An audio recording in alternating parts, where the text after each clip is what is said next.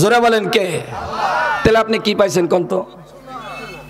কারণ এই জায়গা জমি নিয়ে কেউ আপনার মধ্যনগরের কবরও যাইতে পারছে? 12টা সন্তানের বাবা হে কি কোনো ফুলা লইয়া কবর হইতে পারছে? 50 কানি জমির মালিক হে কি এক কানি জমি নিয়ে কবরও যাইতে পারছে? 70 তালা দালানের বিল্ডিং এর মালিক একটা তালা খুললা খুললা কবর লইয়া হইতে পারছে? আপনারা দেখছেন নিট ইসলাম। ইসলাম মরণের আগে শয়তান আপ্রাণ চেষ্টা করে এই দুকা সেই দুকা দিয়ানি তোমার আমার থেকে ইমানদারে হরণ করে, ইমানদানি ডাকাতি করে, তারপরে তোমার আমারে খালি বানায়ানি বিদায় দিতে পারে। রব্বে কারিম বলেন, বান্দা বান্দি ওই কঠিন মুহূর্তে ওই বিপদ থেকে তোরে রক্ষা করার জন্য আমি রব্বুল আলামিন আমার রহমতের ফোর্স পাঠায়া দিমু। তবে শর্ত হইল আমারে আল্লাহ মানার পরে আমার কথা মতো চলতে হবে। আমার কথার ভিতরে আর কাউকে তাদাখুল করা যাবে না। আমি যেভাবে বলি সেভাবে চলতে হবে, এর বাইরে চলা যাবে না। হে বান্দা বান্দি, আমি রব্বে কারিম ওয়াদা করলাম আমারে আল্লাহ মানার পরে, রব মানার পরে যারা আমার কথার উপরে ইস্তেকামত থাকবা, আমি যেভাবে বলি এভাবে চলবা। বাজান দুনিয়াতে চলার অবস্থা হলো দুইটা, কেউ চলে মন গড়া, কেউ চলে রব গড়া। কেউ চলে মন গড়া, কেউ চলে রব গড়া। একটা হলো মন মতো চলা, আমার যেটা মন চাইছে সেটা করা। আরেকটা হলো না, আমি কিচ্ছু করতে পারবো না, আল্লাহ যা কয় তা করবো, আল্লাহ যা নিষেধ করে তা ছাড়বো। একটা হলো মন গড়া জিন্দিগি, একটা হলো রব গড়া জিন্দিগি। আল্লাহ তাআলা বলেন, বান্দা বান্দি যারা আমাকে রব স্বীকার করার পরে যারা রব গড়া জিন্দিগি নিজে জিন্দিগিটা যাপন করবা, আমি আল্লাহ ওয়াদা করলাম ইমান হরণকারী ডাকাতের জন্য তোমার কোনো ভয় নাই। ওই ইমান হরণকারী ডাকাত থেকে তোমাকে হেফাজত করার জন্য, ওই ডাকাতের খপ্পর থেকে তোমাকে নিরাপত্তা দেওয়ার জন্য আমি রব্বুল আলামিন মরণের পূর্বে তোমার বাড়ির দরজায় আমার রহমতের ফোর্স পাঠায়া দেব। হে আল্লাহর বান্দারা, দরকার আছে কিনা? জোরে বলেন, আছে? দুনিয়ার কোনো কিছু দিয়া ওই সময় কোনো সাইজ করার সুযোগ আছে? ব্যালেন্স বলেন, জমি জামা, নেতাগিরি খেতাগিরি দিয়া কিচ্ছু কাজে আইতো না ওই টাইমে। ওই টাইমে কিচ্ছু কাজে হবে না।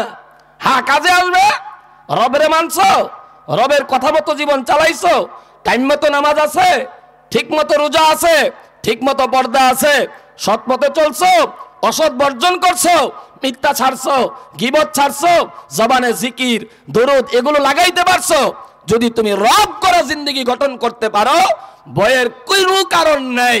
ও ইমান হরণকারী দুষ্ট ডাকাত শয়তান থেকে তোমার ইমানকে রক্ষা করার জন্য স্বয়ং আমার রব নিরাপত্তা বাহিনীর জিম্মাদার নিয়ে গেছে। কন্যা সুবহানাল্লাহ। ওই নিরাপত্তা বাহিনীর নিরাপত্তার মাধ্যমে আমরা জান্নাত পর্যন্ত যাইতে চাই। কি বলেন, যাইতে চাই? তাহলে শর্ত কি? আল্লাহকে রব মানার পরে রব গড়া জিন্দেগি করবো, আমি আমার মন গড়া জিন্দেগি করব না। এই সবকটা নেন। মন গড়া জিন্দেগি হবে না, মন গড়া জিন্দেগি শয়তানি, আর রব গড়া জিন্দেগি এটা শয়তানি না। মন গড়া জিন্দেগিকারী মানুষ জাহান্নামী, আর রব গড়া জিন্দেগি মানুষ, রব গড়া জিন্দেগি যারা যাপন করবে ওরা হচ্ছে জান্নাতি। আল্লাহ তাআলা আমাদের সকলকে গুনাহমুক্ত জিন্দেগি করে। যে রব আমার সব, যে রব আমার, আমাদের আকাবেরে বুজুর্গরা বলতেন, তুমি দুনিয়ার সব পাইছো, জাগা জমি ছেলে সন্তান নেতৃত্ব সব পাইছো, কিন্তু একজনকে পাও নাই। উনি কে? জোরে বলেন কে? তাহলে আপনি কি পাইছেন কোন তো? কারণ এই জাগা জমি নিয়ে কেউ আপনার মধ্যনগরের কবরও যাইতে পারছে? 12টা সন্তানের বাবা হে কি কোনো ফুলা লইয়া কবর হইতে পারছে?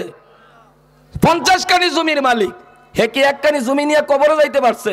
70 তালা দালানের বিল্ডিং এর মালিক একটা তালা খুললা খুললা কবর লইয়া হইতে পারছে? তো সব তো থুইয়া যাওয়া লাগে, কিছু তো নেওয়া যায় না। কাজে প্রতিটা জায়গায় যিনি আমার সব কিছু করবেন, সব জিম্মাদারি নিয়ে যাবেন, উনি হচ্ছেন আমার রব। মার পেটে খাওয়াইছেন উনি, মার পেটে বাঁচাইছেন উনি, দুনিয়ায়ও রাখতেছেন উনি, দুনিয়ায়ও চালাইতেছেন উনি, আবার দুনিয়া থেকে নিয়েও যাবেন উনি। মরণে সুখ শান্তি দেওয়ার মালিক উনি, কবরে সুখ শান্তি দেওয়ার মালিক উনি, হাসরের ময়দানে সুখ শান্তির জায়গায় রাখার মালিক উনি, জাহান্নাম থেকে আপনাকে আমাকে বাঁচিয়ে জান্নাতে দেওয়ার মালিক উনি। সুতরাং কেউ উনাকে পাইছে তো সব পাইছে, আর দুনিয়ার সব পাইলে কিন্তু উনারে পাও নাই। তাইলে তুমি হিরো নয়, তুমি নম্বর 10। কি বলেন, কথা ঠিক কিনা? জিরো হয়ে কবরে যাবেন না, হিরো হয়ে যাওয়ার চেষ্টা করেন। আল্লাহ আমাদের সকলকে কথাগুলো বুঝবার এবং আমল করার তৌফিক দান করুক। সকলে বলি আল্লাহুম্মা আমিন। ওমা আলাইনা ইল্লাল বালাগ ওয়া আখিরু দাওয়ানা আনিল হামদুলিল্লাহি রাব্বিল আলামিন।